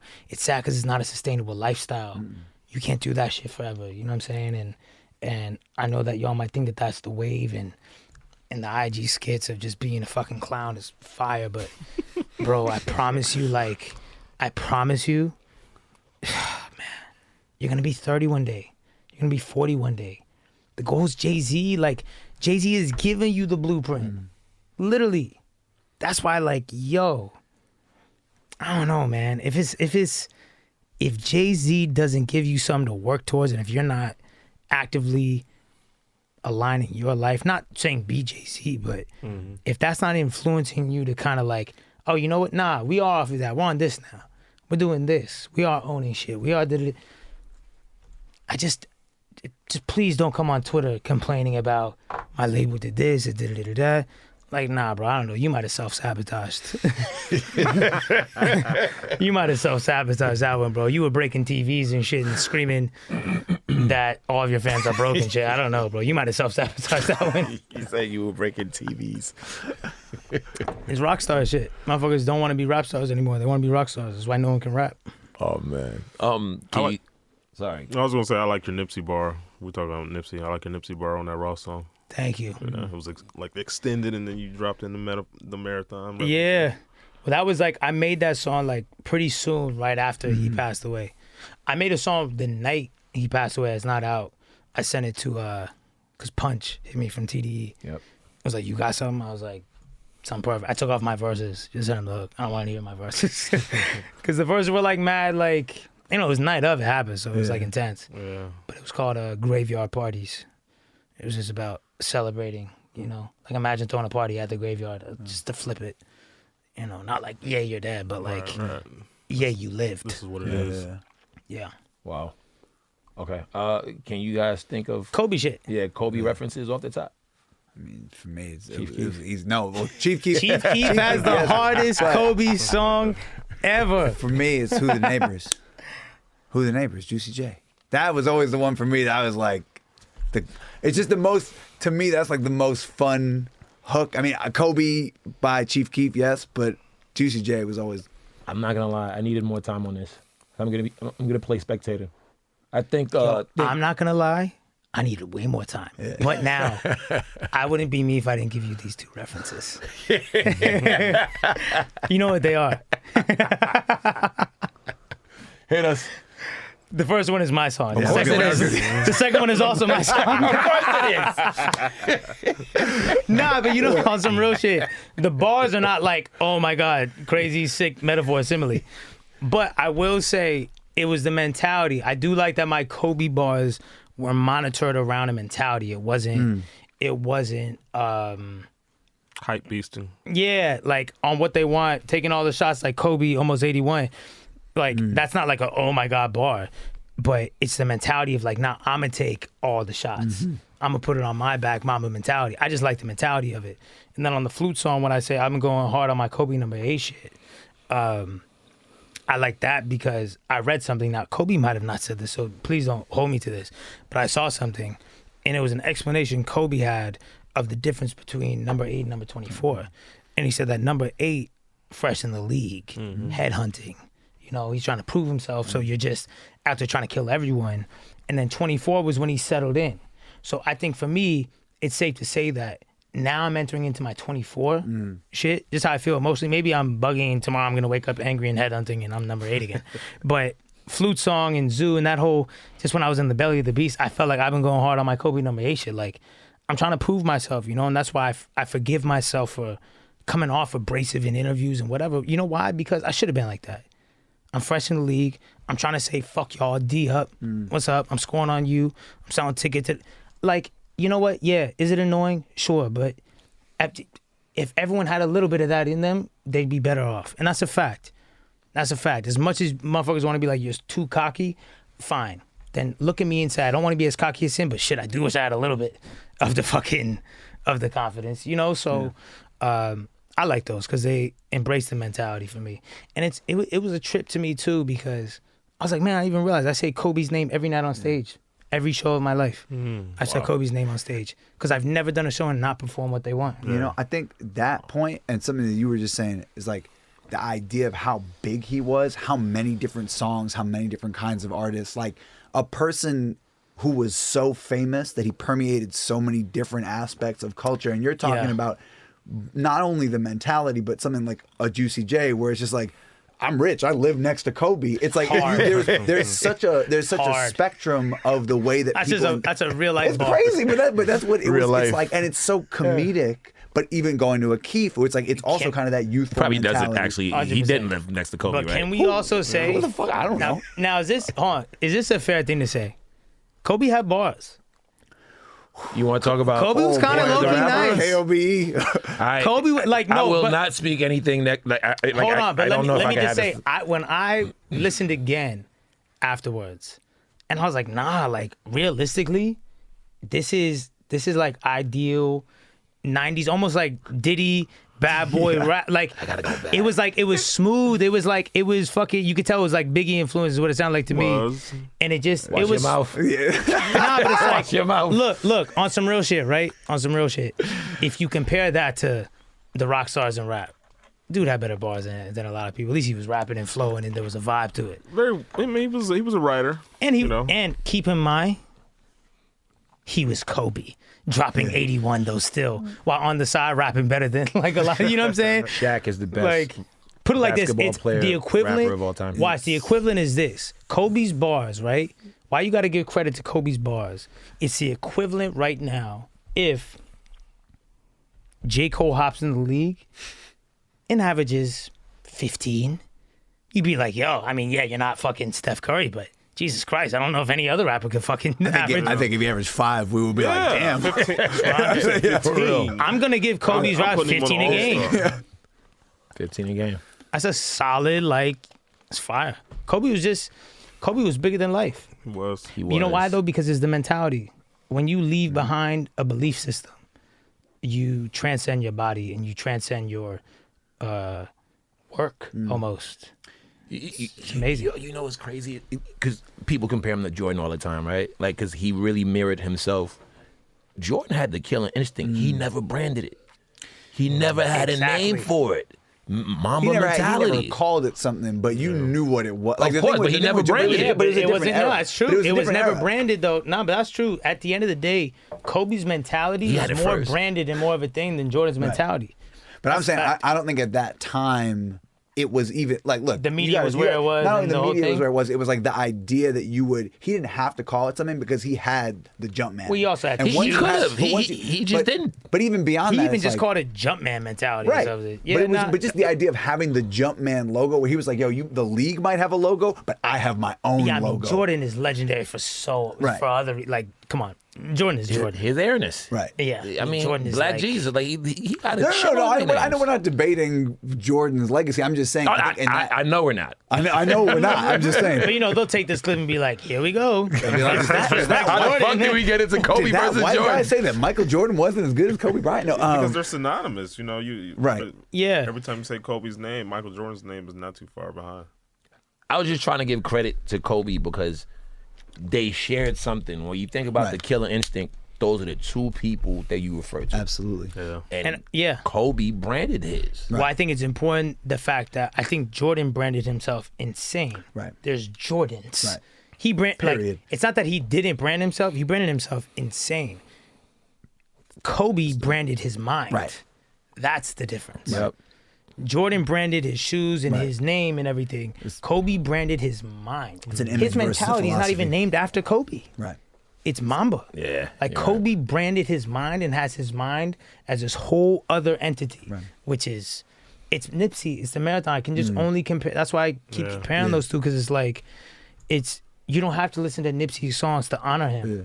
You know, it's just fire. There's a philosophical ideal. That's, Yeah, it's I love it. ideological. Yeah. But that's a good point, right? Not that, basketball is part of the culture, but this is a rap podcast. Well, but- it's synonymous. right? It's It is. synonymous. It is. No, it's intertwined. It's intertwined Yeah. like no other sport. Remember Drake's line, rappers want to be them, we want to be us, or whatever. Remember the line I'm talking about? He said, With him and Ross. rap and Oh. basketball is synonymous because we want to be them and they want to be us. That's real. Some Yeah. shit like that. That's real. 100%. But part of the eulogy, like on television or whatever, has been about how much of an intellectual he was. You don't really hear that about. I mean, not Oh, the. have you seen the shit where he'll just be in a press conference, like speaking completely Yeah. fluent Spanish and then Oh, Italian? oh my God. Italian, yeah. I'm like, yo, this dude's insane. And then he was speaking Croatian on the sideline the other day. He spoke he was to Luka speaking Doncic. Serbian, Yeah, right? Serbian, Or whatever the yeah, fuck it Serbian, was. Yeah. That's crazy. Nah, that was a trip. I got another one for you, and I can't wait to see if you try to insert yourself in the conversation. Most This is some likely, rap no. shit. Most All right, likely. okay. So we'll Nah, wait. nah, I'll fall back. We'll see, because you got enough albums to be in the conversation, so we'll see. Go ahead. So, Oh yeah. yeah. Waiting on the Kendrick album this year. Sure. Right, that's what The we're big three, we're all waiting. That's what we're expecting, right? And I think the majority of rap fans think Kendrick is in rare air, right? He has, depending on where you start, but really major label albums, 3 masterpieces or 3 very strong albums in a row. Critically acclaimed, Right? cultural Critically acclaimed, moments for right? sure. 100%. Good Kid, To Pimp a Butterfly, damn. And we've been talking, and even when you look at somebody like Jay-Z, even when you look at Nas, even when you look at some of the greatest artists, Yeah. there's not that many albums, not that many artists who have put a string of 3 albums back to back to back Yeah. that are arguably classics. Sure. So, keeping that in mind, who do you think has the best Discography? 3? No. Oh, 3 albums. 3 run. album stretch. Sequence. Interesting. And it has to be continuous. Like Jay doesn't even make it. No, he doesn't have Because he 3. always has the one album enough, that yeah. kind of brings it down. If you could move it along the discography, there's going to be one album that's just not as strong as the other 2 in between. Yeah. Like Volume 3 messed up. It could have been Volume 2. Dynasty, No matter where you Blueprint. put it, but you have Kanye, you could... I think could- I think you might have to do Kanye's first 3. You could move Kanye. You could actually do it in different parts of his Outkast. career. You could do it. You could do Yeah, it. but I see, think it ends at fantasy. Sorry. it has to end if. Well, you Sorry. know, okay, so hold on. If it ends at fantasy, He's a hipster Yeah, I resident. know. If it- I know. I'll say I know. in the graduation. All right. All right. First 3. graduation. Because then if it ends at fantasy, what is it? It's graduation, 808s, and fantasy. Yeah. That's strong too. That is nice. That's. I mean, that's honestly, crazy. how about, That's a crazy. how about this? Here's what we're gonna do. Are we gonna do hip? We're Watch talking this. hip No, hop no, no. though. Here's what we're gonna do.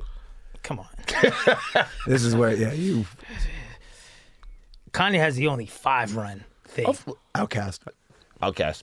5 though. You gonna give out? They got 5. Of course they got 5. Southern Playalistic to Speaker Box Love Speaker Below. Box, yeah, they got That's 5. Yeah. That's definitely 5. That's the only. Those are the only 2. The only 2 you that could got say 5 in a row. yeah. The 3 Kendrick thing. might get there. The 3 thing is like it's a fucking sub convo. It's like what they didn't even get 5. But yeah, but think about it. There's only two in that conversation. But you know what? Hold on, watch this. You could technically, and a lot of people would say this.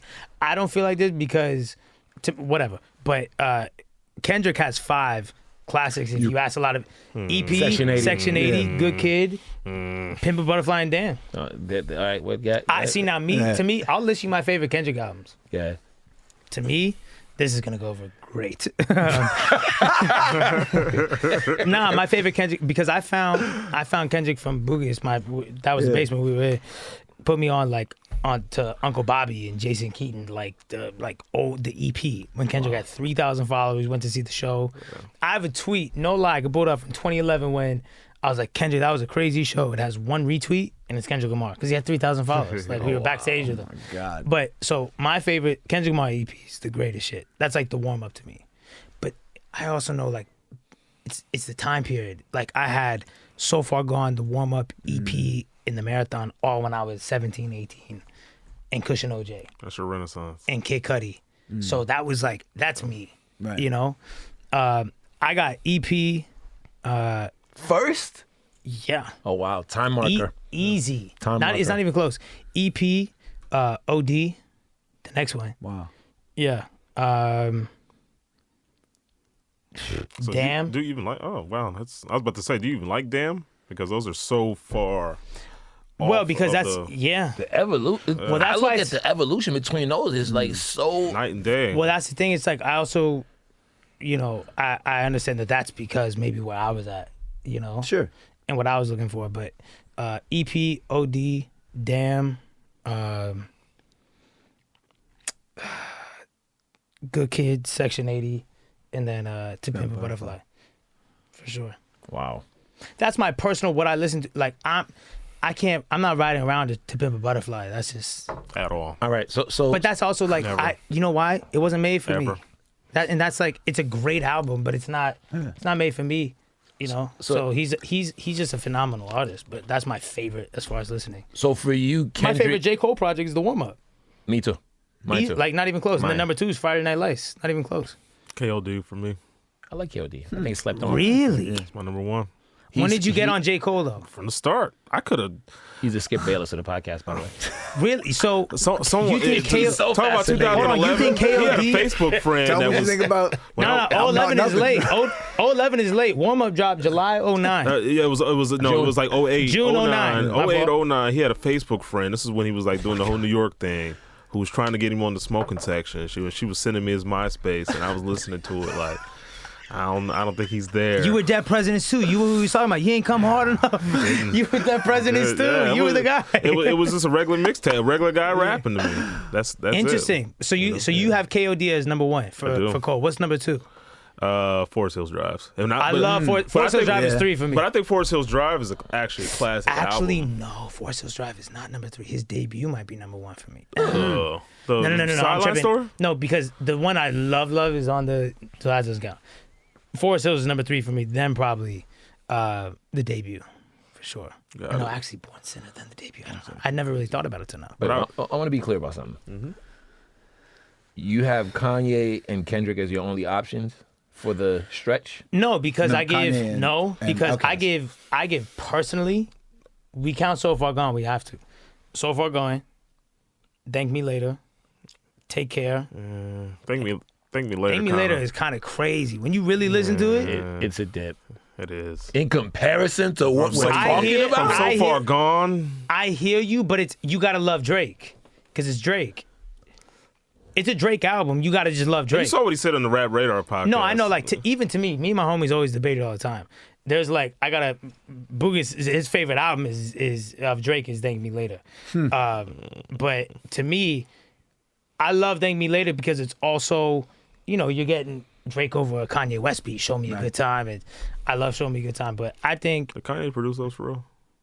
I think So Far Gone. I'm not gonna. These are not in order. I'm just saying the streak he did. So Far Gone, Thank Me Later, Take Care. Those are. Take Care. Come on. Nothing was the same. Nothing was the same as a classic. Yep. I would like to nominate Tribe for this. Oh yeah, 3, yeah, you get 3. Definitely. First 3. Yeah, the first 3: People's Instinctive, definitely. Low End Theory, and Midnight Marauders. You know, 2 5 mic albums back. So to who do easy. we have as who can even compete? Drake, Kendrick. What do we say? Drake, Kendrick. Or no, you guys only want to put y'all like fuck this.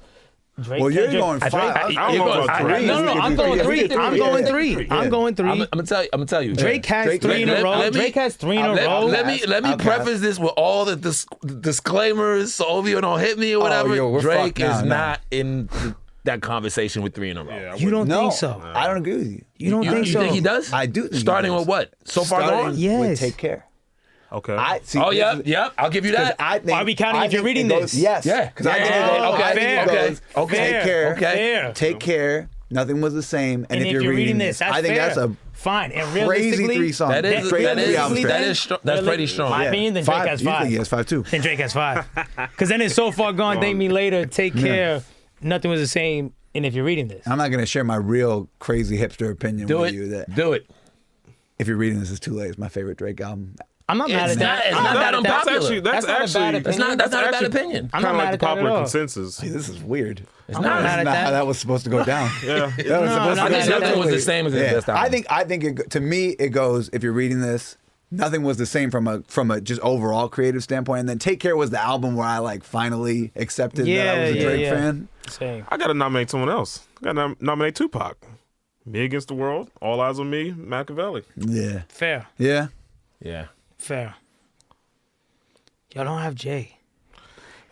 He always. There's always an album in between albums. I think I like Volume 3 more than you do. It's We would probably cool. argue on that. Hold It's on. cool. Wait a second. 'Cause I think We don't you could- have M? Yeah. M does. Yeah. Come the on, first we don't three. have M, the first Eminem three. got to go on Yeah. there. The first 3. The first First three. three. We're Never- tripping. Eminem got to go on there. Never loved Slim Shady LP. Come on. Classic. No, it's not. It's not. No, dude, like you talk about when people dropped on the Eminem. I liked Eminem when he appeared on the Chronic. You know, everything before that was slapstick. You know, he was getting all this MTV fame, and people like everybody was ignoring Redman and artists like No that. one was ignoring Redman in '99. He wasn't. He wasn't. Like, what do you, like, he MTV was- loved him too. Remember MTV Cribs? Nah, and you shit? got to give Eminem those first 3. Come Wait. on. I mean, I'm not mad at it, but I'm just Yeah, saying yeah. Slim Shady LP was just never. I like Relapse better than Slim Shady. What? It's like it's Slim Shady. It's Slim Almost Shady spit my LP. words. Slim Shady LP. It's Slim Relapse Shady- is hard. Yeah, Eminem's Slim hard. Shady But on- Relapse is the one that made him do Recovery and like. Yeah. Recovery is horrible though.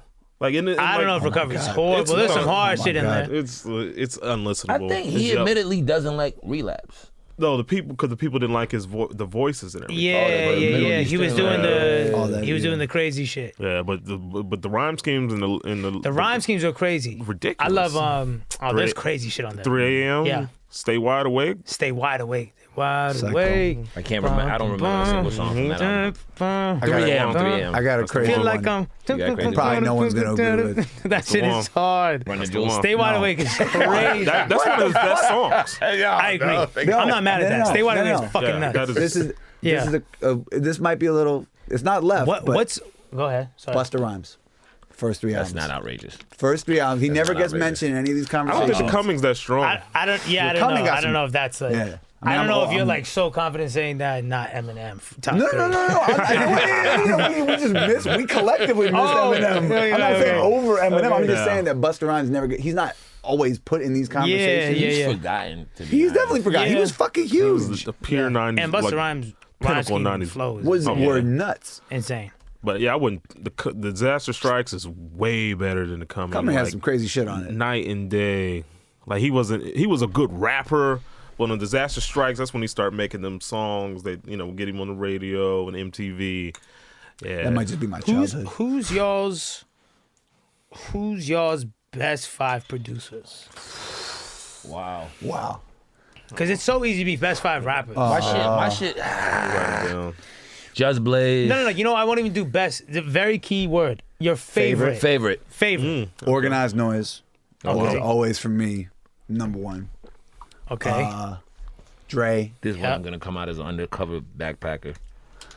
With my Kanye, picks. yeah. RZA. I got to think on the 5th one. Yeah. I mean, because any given day, like it all depends. No, it does. You know what I mean? They're And interchangeable. but it's also like there are people that I really respect, like Manny Fresh, who I'm like the importance of what they did. Right. But also, I couldn't tell you that that. feels like it falls more to the best than the favorite. Right, or just like the importance Like I of love what the they did. Neptunes. I wouldn't put them in my 5. Yeah. I mean, I wouldn't Timberland. put Timberland in my 5, but he's I have he's the Timberland in my greatest. 5. Yeah. He's the I have greatest. Timberland He's in my one of the 5. greatest. I could do my But you 5. said favorite. I got it easy because I got a painting made, so I got my 5 easy. It's a trick question. I got an easy 5. Wonder, Timberland, Storch, Wonder. Dre, Kanye. Yeah, you don't even think about Boy Wonder. Wait, you have Kanye, right? Wonder Yeah, just Kanye at one Wonder point. ran Yeah, the yeah, deck. no, I Like, got see, Kanye. you got to look at like time period. So I was 17 at the top Yeah. of 2010. So Wonder ran my decade. Yeah, you know, yeah, of yeah. 7. So to me, it's just like, Yeah. yeah, Wait, what you got? I got Dre, yeah. Primo, Timberland, Kanye. This is no order, and Little John. John? I was listening to crunk music. Yes, I was listening to B&B. I listened to Trillville. Yeah, this is You're yesterday. just annoying. You're just clearly here to say but this is great. Lil Jon's great. I'm not saying he's not great. I'm a, like Little John's beats. I was Yeah, no, Lil Jon is It hard. was just yesterday. Lil Jon is I was hard. Marvin Over's production. I respect said, that. I said I might like this more than I like a high tech. You know, like love high tech. But I High love Tech is low-key very fire. and I love the way he's a technician. He's like honorable mention. Yeah, for me. Mad You know Lib. who doesn't but get the I'll go top with Lil convo Jon. Nuts. conversation? No, and I feel like maybe he does in a certain generation. Ninth. You know what? Yeah, but I feel Ninth like, Ninth has been so consistently ill you know what for I think? so long. Very I consistent. think he didn't have that. He didn't have. All doing the the guys that joints. we've mentioned. we he's can, not- we he's can not rattle the- a bunch of songs. Yeah. I know, Yeah. but he's not the mainstream. But to me, my Right. favorite producer, like, I feel as an artist, there's not a couple, but there's a handful of artists I could call on and know they're gonna give me a good verse. Yeah. Because a lot of times I don't ask for features because I'm worried that you're gonna send me back something bad, and I'm gonna have to figure out how to tell you. Yeah. Same with producers. Ninth is one of those producers. No way you're sending me a bad Yeah. beat. It's impossible. The other thing that's so interesting about him that doesn't get mentioned as much anymore was that he was really the innovator of Fruity Loops. He was the Right. first. He was the He was. first producer He was. who people were like, Fruity Loops. Now Right. we only work on hardware. MPCs. Not even Pro Tools at that point. MPCs, Right. SP1200s. Actual Like machines. we only work on hardware. And Knight was like, nah, I can do this through a program. I Digital still just remember pioneer. like 2010, just first starting, and just we just had so many downloaded Ninth Wonder beats. Yeah. Like so many just to like rap on and just get nice on. Yeah. I had know? like some fire random instrumentals. Yeah. And he hit me fucking 2 days ago. I never talked to him. He sent me a DM 2 days ago. It was just like, guess what is crazy? I was like, this is the nuttiest shit ever. Like, bro, you have no idea. You know, I'll fan out. But That song is crazy though. Wait. thank you. My 5. I got Kanye. I got Just Blaze. I got Primo. Just Blaze is fair. Absolutely. I got Primo. Yeah. I think I got Dilla. Fair. Fair. And then my 5th. Yo, RZA. I love RZA, but I need like a pick that doesn't make sense technically. Like I love high tech. Like I always maybe Do this high is- tech, that's you fair. know what I'm saying? Like High Tech and Nas. You know who also? Who I'm a little offended. I can't lie. No Storch in any of y'all's 5? and mean, I'm a Roots Dude's a fan, too. musical You say- fucking genius. Dr. You know what? I Dre. gotta swap. Dre. I gotta bring Dre in. I gotta. So who you taking out? Tech? Tech. I got but Fair. But if I you gotta say bring Dre Dr. in. Dre, you know, Is it that- coupled it's with Tech. It's Melman. It's Yeah. Storch. Mike Elizondo. fine? Yeah. You know someone else the guitar player, the bassist. who Yeah. doesn't get mentioned? Q-Tip.